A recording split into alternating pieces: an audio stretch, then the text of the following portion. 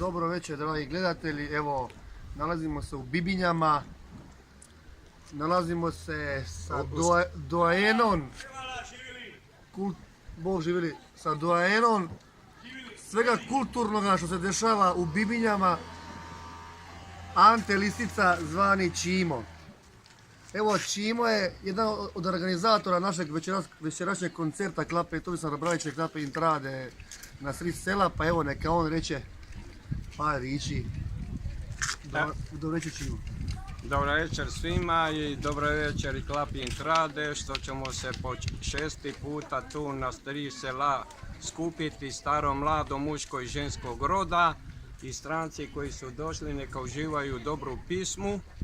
To nije očekivaju, a što se tiče organizatora, hvala općini Bibinja i nami novinari koji smo se trudili da što bolje ispadne. Kao svake godine i očekajmo i dalje suradnju sa Klapom Intradom i znamo i guštaju sve medije, jutro su u Zadru prenosili ove moje članke od Klape Intrade. A kako je vama, na primjer, evo, što vas prekidam, kako je vama pala ideja da pozovete Klapu Intrade Tomislava Brajića prije 6 godina?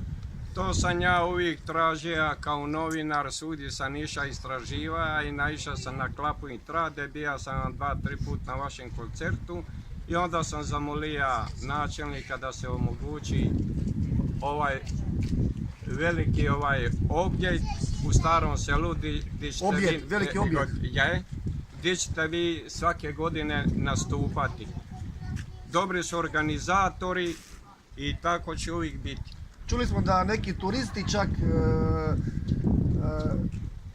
štelaju svoj godišnji prema koncertu.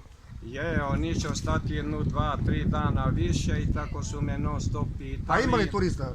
Ima, dosta turista ima, kao svake godine sve više. Evo sad i ove godine lovci na šetnici peču svoje specijalitete, a za dan oluje na Prnaži peče se vo. U suradnji ima dosta organizatora. Jeste vi isto jedan od organizatora ribarske večeri u Bibinjama? Ima nas dosta organizatora ovdje u Bibinjama. A ispričavam se, možete mi objasniti zašto na ribarskoj večeri se peče vo? Na ribarskoj večeri to je takva ta tradicija jer ne možeš da tu ne naštimati, uvijek se naštima oluja. A zašto se peče vol za ribarsku večer? Pa tako, čuješ, to je tradicija, non stop je ta tradicija u Bibinjama.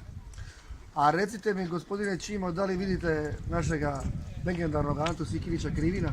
Svaka čast i nema puno da sam kod njega bio i posjetio i on će nastupiti isto s vami. Eto, dame i gospodo, dragi gledatelji naše televizije, imate čast upoznati gospodina... Evo, može još nešto za kraj reći, ako ima. Evo, pozdravite sve gledatelje. Evo, sad pripreman i za naše branitelje dan dobar članak.